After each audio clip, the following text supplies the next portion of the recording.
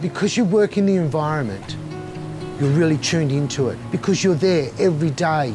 If the whales are late, you go, oh, the whales are a month late, or tuna are getting big now. And you go, oh, look, the crabs are down, or oh, the squid's down. You're in tune with everything. And we've been here for so long. We're part of the ecosystem as far as we're concerned. You know, every year I come, and within minutes, the dolphins are here, the seagulls turned up. We just, yeah, blend in.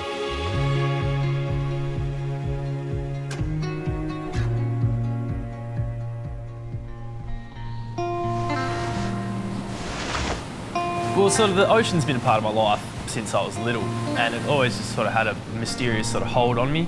Just the excitement of it, really. Like I haven't seen a traffic light since February last year, and being able to work and enjoy my job. Like if you enjoy your job, you never work a day in your life, they say, and that's sort of how, yeah, that's my deal at the moment.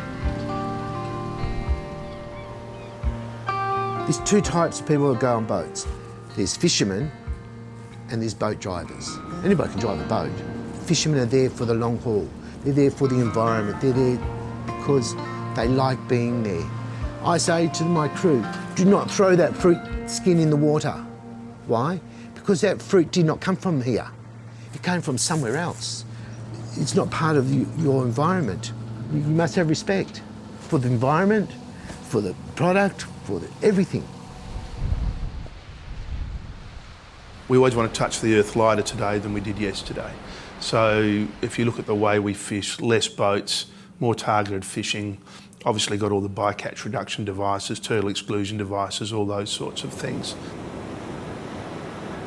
There's a physical thing about that fishery that's always made it unique, and that is it's a fairly small geography. It's not a big open fishery.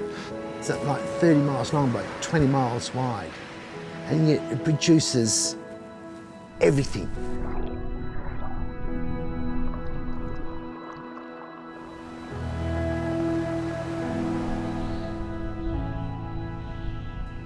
When my father went there was a sheep station at the bottom of Exmouth Gulf. There was a RAF base, which was in very much caretaker mode nearby, and there was a lighthouse at the top of the cape. And they went round, built a factory, then they built a bar, then they built all the supporting infrastructure, and they started building houses.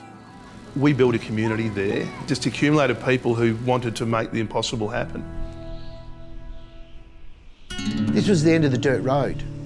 You came here, you could tell me your name was anything. And we didn't care what you did in your past life, as long as you didn't bring it to us. We own all the licences in Exmouth Gulf. We create that culture in our fleet that, guys, this is our pond. We're not here to catch more than that guy who might get there before we do. That sets a really nice tone for that fishery that is very unique. We can open up areas, and if somebody's fishing on finds some small prawns, he'll just ring up the fleet and say, there's some small prawns here, he'll move and everyone will leave them alone. We're able to set a culture of, we're actually here to get the best outcomes for this year, next year and the next 10 years. So that sense of custodianship is very, very strong. Like our catch cry is sustainability. We have MSC certification, I have cameras, and always proactive. You have to be. You don't get a job here unless you have that outlook.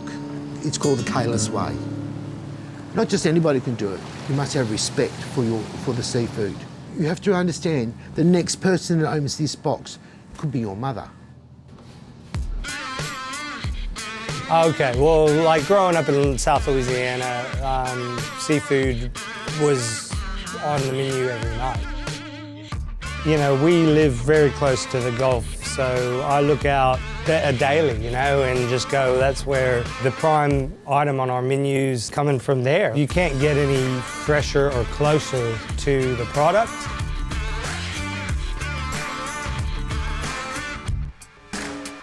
Any celebration, any gathering, any barbecue, cook-up, whatever, and there's always going to be food. There's always going to be Exmouth prawns because we're in prawn country, you know, here.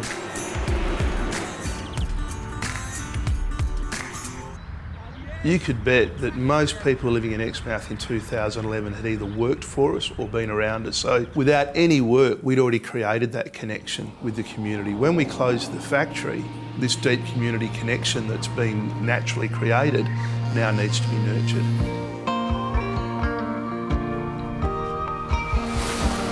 it has everything that dreams are made of. You know, you got humpback whales, you got thriving diversity of fresh seafood.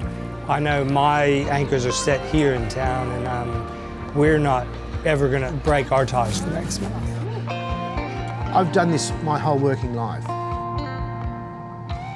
I like to see other people come into the business and do the same deal for the same love of the thing, you know, of the environment, of the prawns. An epiphany, I guess you'd say. So the sun was setting on the back of the canyons, it was flat calm, and we were pulling the anchor, and as the sun was setting, a whale and its baby were just jumping all over the place, and that was, for me, that was a, yeah, I love my job, this is where I'm happy and this is where I want to be, you know.